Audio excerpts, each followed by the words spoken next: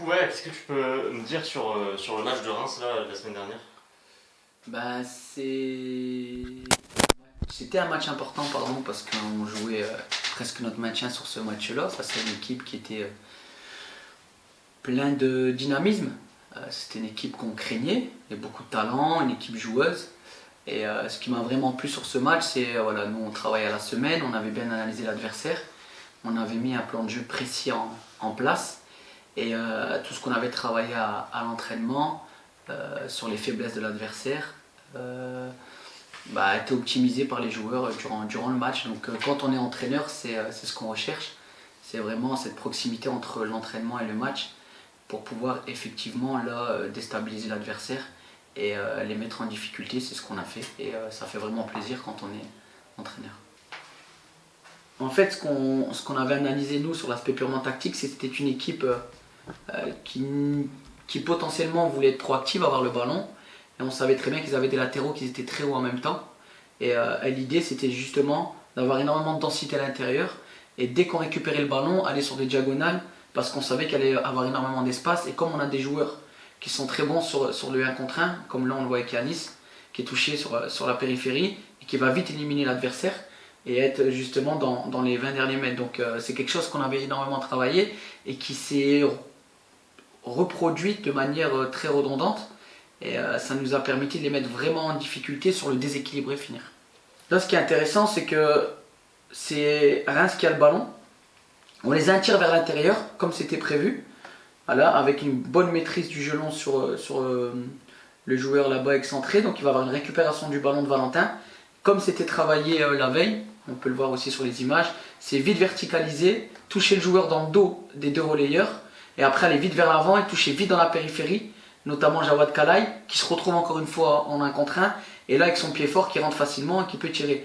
Et ce qui est vraiment intéressant, c'est que cette séquence, on l'a travaillé la veille, c'est ce qui amène aussi le corner, et l'idée c'est d'aller aussi vite vers l'avant pour pouvoir mettre en difficulté l'adversaire, et avoir ces phases aussi de coup de pied arrêté, parce qu'on savait que c'était aussi les grosses faiblesses de Reims. Et encore une fois, la causerie, on en avait parlé, l'idée c'était de pouvoir trouver le 3e poteau, en l'occurrence plus loin que le 2e poteau pour que le gardien puisse pas intervenir, parce qu'on savait qu'il était en difficulté sur le domaine aérien et qu'il y avait la possibilité de pouvoir marquer, et c'est ce qui s'est produit sur le premier but. Donc voilà, après la phase où Jawad a frappé, c'est le corner qu'on a pu avoir, et comme on l'avait travaillé, jouer très loin pour que le gardien puisse pas intervenir et être justement au 2e voire 3e poteau. Et je sais pas, j'ai du mal à dire de la chance parce que je pense que ça a été énormément travaillé, mais surtout de la confiance en ce qu'on a mis en place, notamment le staff, sur cette difficulté qu'avait notamment Reims, et on a pu l'optimiser, on a marqué le premier but là-dessus, et encore une fois c'est toujours valorisant parce que c'est vraiment un domaine dans lequel on avait intervenu avec le staff. Pour répondre à ta question, pourquoi on a essayé de vite fixer et renverser, c'est que nous on a des joueurs à avantage, il y a différents avantages. Il y a l'avantage numérique, c'est-à-dire qu'on a un 2 contre 1, il y a l'avantage qualitatif, et ça, chez nous, c'est le profil des joueurs, c'est ce qu'on recherche, parce qu'on sait pertinemment que, allez, sur 8 passages sur 10, notre joueur va passer. Donc l'idée de l'isoler, de le laisser en 1 contre 1, ça va nous permettre justement d'optimiser sa qualité, de le mettre aussi sur un avantage où il va prendre le dessus sur l'adversaire. Et en plus, on avait bien analysé cette équipe de Reims, donc c'est pour ça qu'on a amené énormément de densité côté ballon, et dès qu'on pouvait, on laissait nos 2 excentrés très très larges pour pouvoir les trouver, qu'ils aillent justement en 1 contre 1, parce que c'est une équipe jeune qui avait du mal à se positionner et à être sur un bloc équipe très compact. Et du coup, on le voit sur ces séquences, mais voilà, l'idée c'est vraiment de manipuler, d'attirer ici le relayeur et vite trouver dans la périphérie, dans le dos du latéral pour retrouver en 1 contre 1. Et là on voit avec Yanis qui fait une superbe action, c'est pas cadré, mais encore une fois c'est ce qu'on avait travaillé la veille, être vite dans le dos des latéraux, aller fixer sur le 1 contre 1, et le fait de mettre des faux pieds, ça les mettait en difficulté, parce qu'ils ont une telle énergie et surtout une vitesse d'exécution, qu'on savait que ça allait les mettre en difficulté. Et encore une fois, c'est des phases qu'on a travaillées, donc c'est vachement intéressant. Pourquoi les faux pieds? Ce qu'on allait justement, pourquoi les faux pieds? Parce que justement on pouvait pénétrer à l'intérieur et trouver énormément de verticalité pour former le carré, notamment avec Tony, Geoffrey, Jawad et Ahmed Majid qui s'occupaient le côté haut gauche du carré, parce qu'on veut toujours laisser isoler Yanis Ben Saber. L'idée aussi c'était voilà, fixer, donc amener énormément de densité dans le couloir jeu direct pour pouvoir trouver à l'opposé Yanis Ben Saber. Et on savait que si on avait cette possibilité entre excentré de se toucher, c'est que leur alignement il était mauvais et que son temps de passe sur latéral avait du mal à sortir. Donc on a insisté énormément la semaine pour pouvoir optimiser là-dessus et on l'a encore une fois vu de manière redondante où justement Jawad dès qu'il pouvait, il sentait qu'Yanis à l'opposé était déjà isolé et dans la périphérie, dès qu'il y avait cette possibilité on faisait et quand il le faisait c'était en grosse difficulté. Ça c'était des choses et je pense que voilà, sans manquer de respect à cette équipe de Reims que je respecte beaucoup et que je trouve très dynamique, on a eu énormément d'occasions grâce justement à ce plan de jeu. Encore une fois on avait analysé cette équipe qui est très proactive, qui met beaucoup de densité à l'intérieur et qui par moments faisait rentrer ses latéraux. Et on savait qu'il fallait être bien positionné parce que le latéral il allait être en position très haute, mais que justement si on arrivait à récupérer le ballon, il allait libérer des espaces, et là il fallait aller très vite vers l'avant et trouver de la verticalité. Et là effectivement sur cette séquence, on a optimisé encore une fois, il était très haut, là on le voit revenir, mais là il laisse énormément de temps à Jawad, on a manqué de justesse technique, mais encore une fois c'est quelque chose qu'on avait analysé, et l'idée c'est vraiment de minimiser tout ce qui est les forces de l'adversaire dans notre méthodologie, mais de maximiser leurs faiblesses. Et là, l'idée, justement, sur cette période où le latéral est très haut, qui récupère le ballon, c'est vraiment de jouer directement dans l'espace qu'il a libéré. Et encore une fois, ça s'est de manière optimale à chaque fois bien passé. Là, ce qui est intéressant aussi, c'est sur nos attaques placées. On savait très bien qu'ils avaient des relayeurs qui sortaient fort.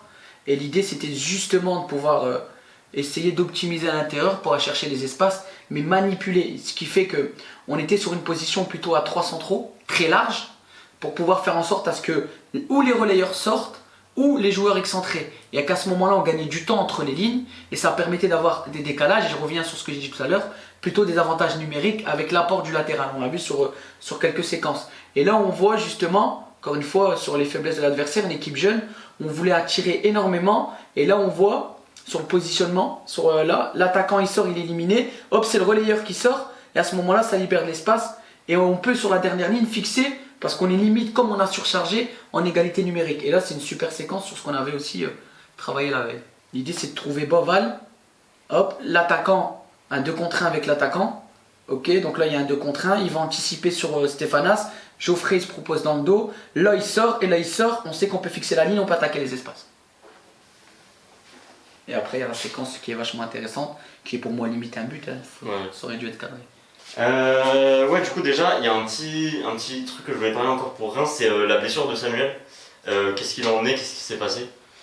Malheureusement Samuel depuis 2 ou 3 semaines il a une petite douleur au mollet. C'est un garçon qui aujourd'hui on va la refaire parce qu'il faut que je trouve le mot. Ouais. Je repars, vas-y. Ouais, du coup qu'est-ce qui s'est passé?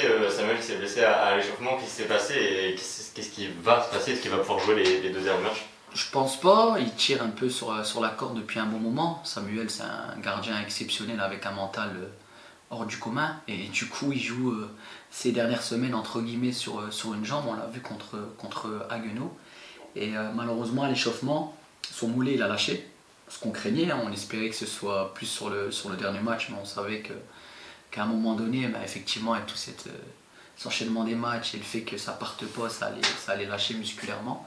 Donc on a pris la décision de lancer Robin, qui fait aussi partie du groupe, qui est un gardien qui est au club depuis 10 ans, avec un état d'esprit aussi irréprochable.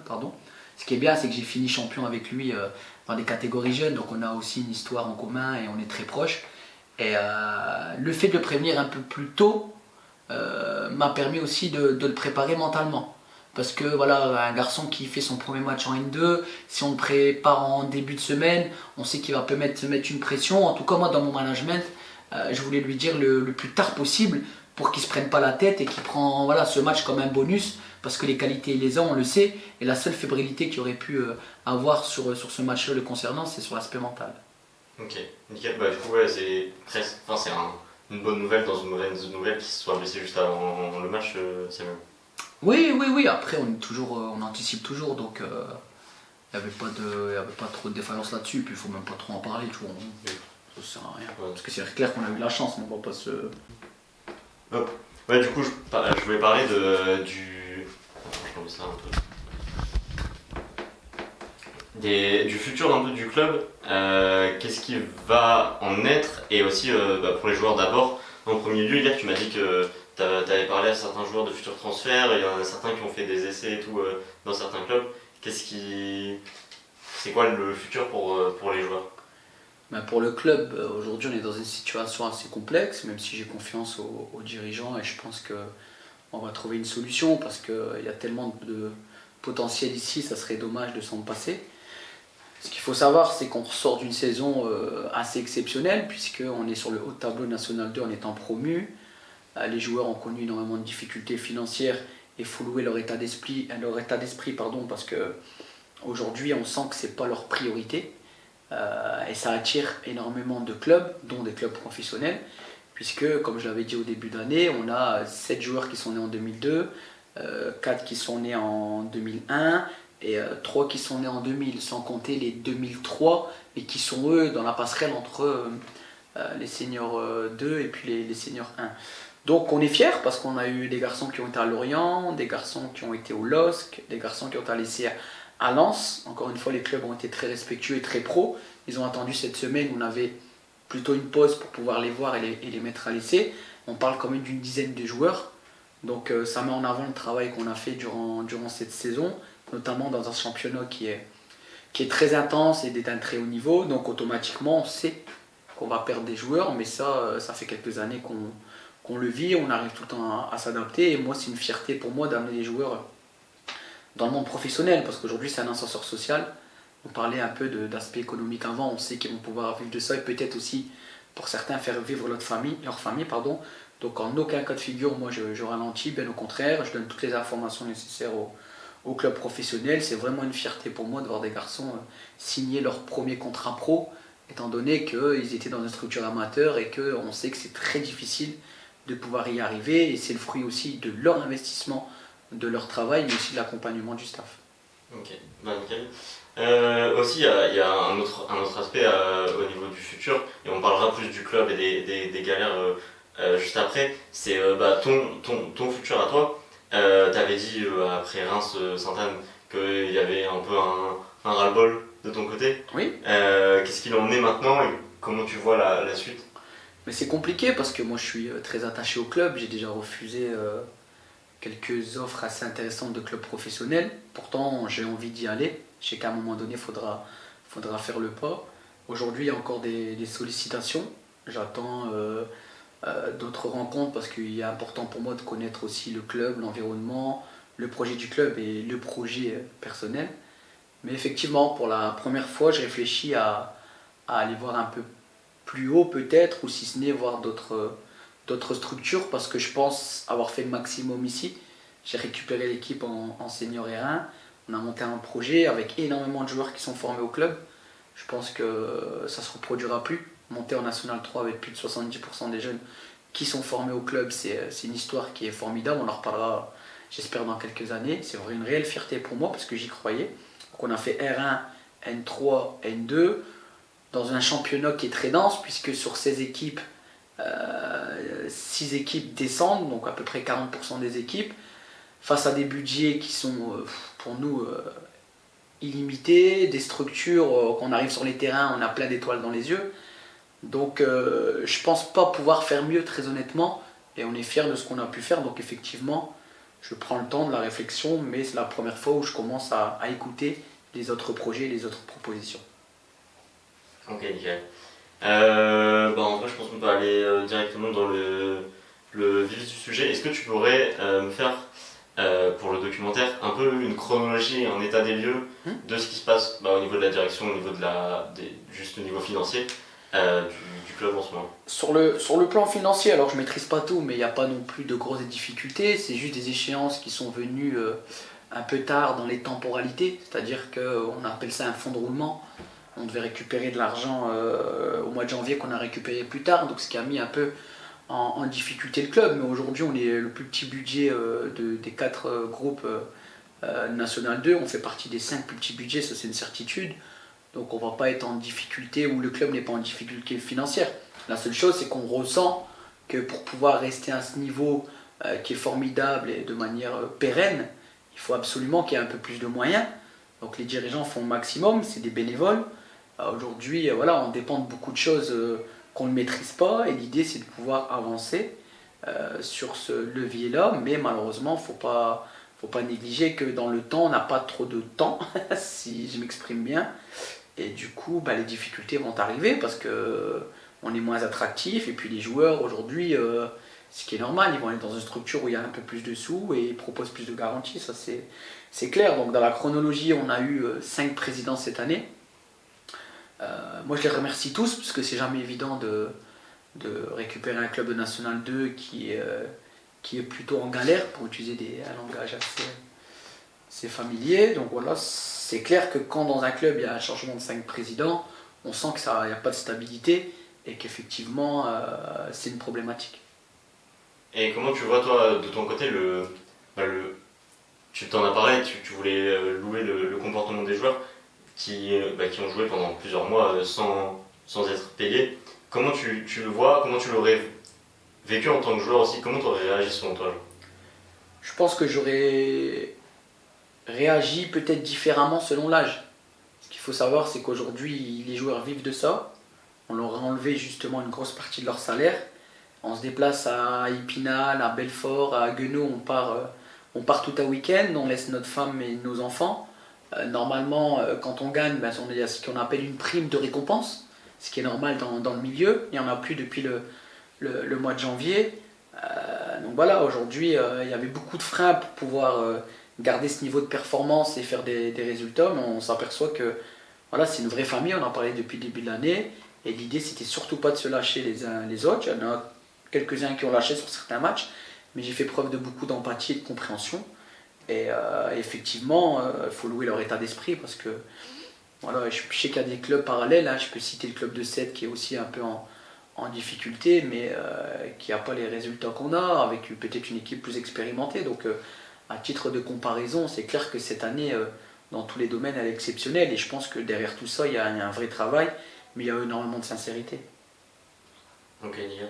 Il y a un petit truc que je voulais noter et que j'avais quelques questions sur ça, c'est les points de pénalité qu'il y a eu pendant le cours de la saison. Ouais. Qu'est-ce qui s'était passé? Et aussi, on m'avait dit que pour un cas comme ça, c'était inhabituel de ne pas faire appel. Et apparemment, vous aviez pas fait appel, enfin le club a pas fait appel. Et, Attends, reprends parce que j'y suis pas. T'inquiète, t'inquiète. Ouais, du coup, c'était par rapport aux 3 points de pénalité que vous avez eu au cours de la saison. Il y a eu, du coup, oui, les 3 points de pénalité. Pourquoi? Qu'est-ce qui s'est passé? Et il y a eu, on m'a dit que, j'avais entendu, que c'était assez inhabituel de ne pas faire appel. Et du coup, pourquoi vous n'avez pas fait appel? Et qu'est-ce qui s'est passé en gros? J'ai les mêmes infos que toi. Ouais. Moi, je suis entraîneur de foot, même si je donne beaucoup de temps au club, peut-être même trop. Mais il y a des choses qu'on ne maîtrise pas. Effectivement, on a eu un retour, comme quoi qu'on pouvait faire appel. Ce qui est désolant pour moi, le manager général du club, c'est qu'on met une structuration en place, on va chercher les labels.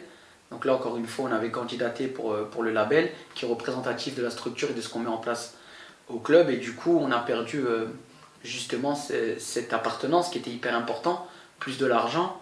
Donc voilà, je pense qu'il faut poser la question aux personnes compétentes, mais qui vont peut-être se cacher derrière différentes excuses. Mais c'est clair qu'avec le retour qu'on a eu, nous on est très déçus, parce que quand on fait appel, on se défend avec des faits, et l'idée c'est de pouvoir combattre. Et quand on ne le fait pas, ça veut dire que ou ça nous arrange, ou alors on laisse faire parce qu'on veut que le club n'avance pas. Ok. Et du coup, tu avais parlé, et du coup, ça rebondit un peu sur ça, tu avais parlé aussi du coup 5 présidents pendant toute la saison, impossible d'avoir une vraie stabilité. Aujourd'hui, c'est quoi tes rapports avec la direction justement?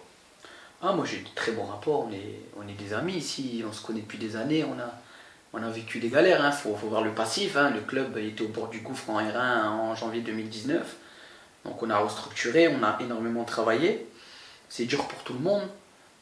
L'idée justement c'est que dans la difficulté, il n'y ait pas de tension, même si des fois elles existent, et qu'on soit ensemble dans le même bateau pour pouvoir le faire avancer. Maintenant après, voilà, chaque personne a ses idéologies, chaque personne a ses ambitions.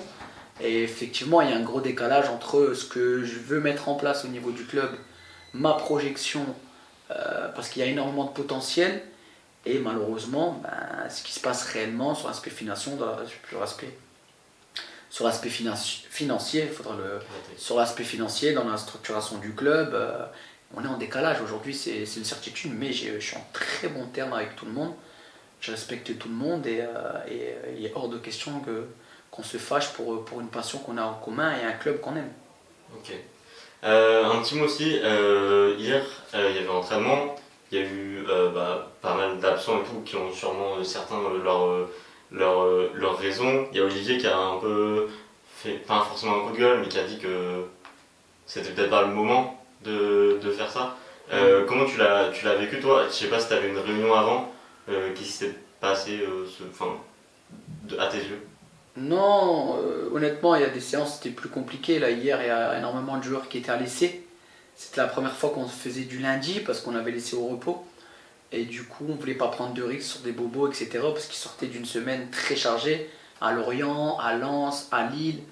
Donc voilà, Olivier, automatiquement, il était fâché, mais il était pas au courant. Donc pareil, en parler, ça n'a pas de sens parce Ok. qu'il était pas au courant. Ouais, Je l'explique c'est après. ça va. Ok, nickel. Non, pas de souci. Ok. Et ouais, non, en vrai, là, comme ça, je sais pas si t'as des trucs qui te viennent en tête. Je sais pas si tu peux revenir sur certaines choses. Là, du coup, un peu, qu'est-ce qu'il en est maintenant niveau des salaires des joueurs, est-ce qu'ils ont été payés? Les joueurs ont reçu une partie, pas tout. Les présidents font le président, pardon, j'ai l'habitude d'en avoir plusieurs, et le trésorier font le maximum pour qu'ils puissent être payés. Encore une fois, c'est toujours des sujets qui sont délicats, mais non, ils n'ont pas été payés dans la totalité. Il y a encore des choses à régler. Tout n'est pas rentré dans l'ordre, même si voilà, on sent la bonne volonté et que le club essaye au moins de respecter le minimum d'engagement qu'il avait pris auprès d'eux. Du coup, ouais, il y avait aussi un truc que je voulais parler. On avait parlé avec Jawed Kalaï récemment, et tu parlais du coup d'un championnat très dense, etc. En quoi les arrivées du coup de joueurs en prêt notamment, et du coup en particulier Jawed Kalaï, t'ont aidé et t'ont fait avancer pendant tout le championnat? C'est encore une fois le réseau. On a de la chance de s'entendre bien avec tous les clubs pro de la région, Lille, Lens, Amiens, Valenciennes. Ce qu'il faut savoir, c'est qu'aujourd'hui, en équipe première de Valenciennes, il y a 2 joueurs 2003, le petit Awari et Amash, qui sont titulaires, qui sont issus de notre formation, qui sont même partis en équipe formation U17. Donc si tu veux, voilà, ils reconnaissent nos compétences.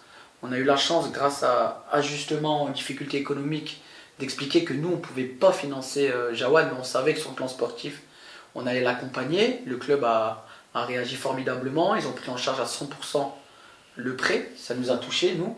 On sent que voilà, au niveau de la région, il y a aussi une volonté d'avoir Pascal au plus haut niveau. Et puis pour lui, il y avait cette opportunité d'être sur ce championnat national 2. Il le dit lui-même, qui est très athlétique, qui demande énormément de réflexion sur l'aspect tactique. Donc je pense qu'au début, il l'a pris à la légère. Mais vu ses performances sur les derniers matchs, il a passé un cap. Et on sait qu'aujourd'hui, il va retourner à Valenciennes avec énormément de confiance et aussi comprendre les mentalités et les attentes au haut niveau, hein, Didier?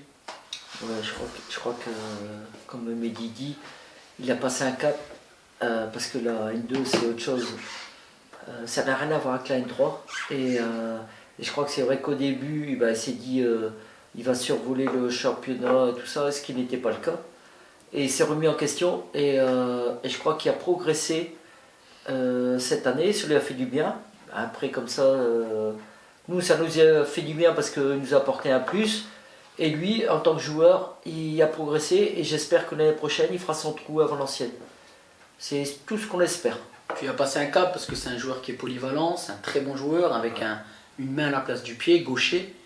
Donc il a joué sur le couloir droit en faux pied comme on a pu en parler sur l'aspect tactique. Il a joué aussi en relayeur parce qu'entre les lignes, il est capable de mettre du rythme et de s'orienter. Donc ce qui est bien aussi, c'est qu'il a pu goûter à différents postes et avoir une vraie culture sur l'aspect tactique, notamment sur les deux comportements quand on avait le ballon et quand on ne l'avait pas. Et moi je suis sûr que c'est quelqu'un qui va réussir au haut niveau. Ok, nickel. Peut-être un dernier mot sur votre positionnement sur qu'est-ce que vous pensez aujourd'hui du sprint final et comment vous le sentez, sachant que il reste 2 matchs aujourd'hui. Comment vous l'abordez? On l'aborde de la manière la plus sereine possible, avec énormément de confiance. Par contre, on respecte les adversaires. Encore une fois, on sait que c'est un championnat où tout peut arriver.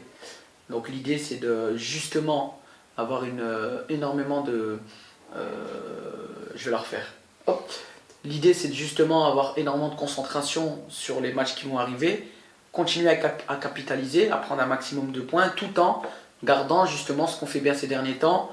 On a mis quand même 7 buts en 2 matchs. Sur le dernier match, on n'a pas pris de but. Donc voilà, c'est des axes d'amélioration qui nous permettent de nous situer. Et on sent vraiment que l'équipe a progressé. Aujourd'hui, on est à la 6e place. C'était un rêve.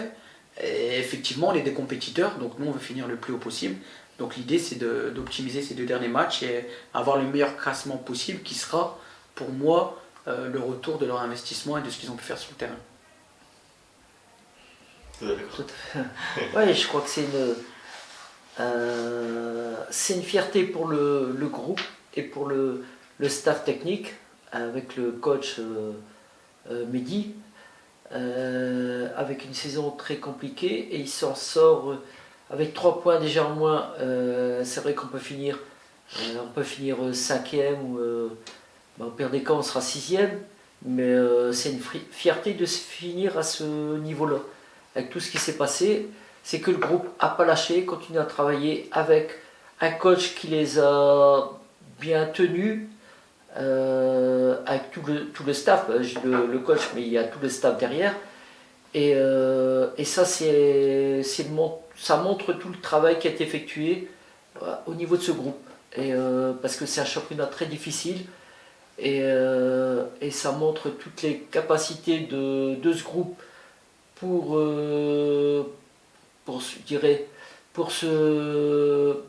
se surpasser vis-à-vis des adversaires.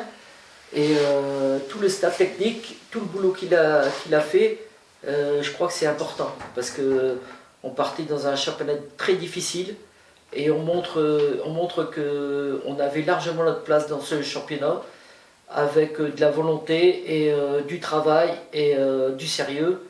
Et moi je dis chapeau à tout le monde, au groupe et au staff. C'est vrai qu'on a des petites anecdotes, mais les entraîneurs, les présidents, ils nous félicitent parce qu'ils connaissent le contexte. Et c'est encore plus flatteur pour nous d'avoir en face de soi des entraîneurs avec énormément d'expérience qui nous félicitent pour le travail qu'on fait, pour la saison qu'on fait. Et j'en profite pour remercier le staff qui, comme mon équipe, a fait toujours preuve d'énormément de fidélité. On est vraiment une famille, donc je pense à l'IS, mon adjoint, l'IS, mon petit frère qui est entraîneur des gardiens, Olivier, Arnaud, qui sont des hommes exceptionnels avec énormément de compétences, le kiné qui fait un travail formidable. Donc voilà, j'essaie d'oublier personne, mais vraiment Elias qui nous a rejoint en cours de saison et qui est un éducateur voilà, qui va finir au très haut niveau parce qu'il a énormément de compétences. Donc je les remercie parce qu'ils ont toujours été fidèles, ils ont toujours fait en sorte à mettre les joueurs dans les meilleures conditions, mais être aussi à l'écoute de mes attentes et de mes demandes. Et je pense que si on en est là, comme l'a dit Didier, c'est grâce aussi à leurs compétences et à leur travail. Donc merci de pouvoir prendre la parole là-dessus et de les remercier de vive voix.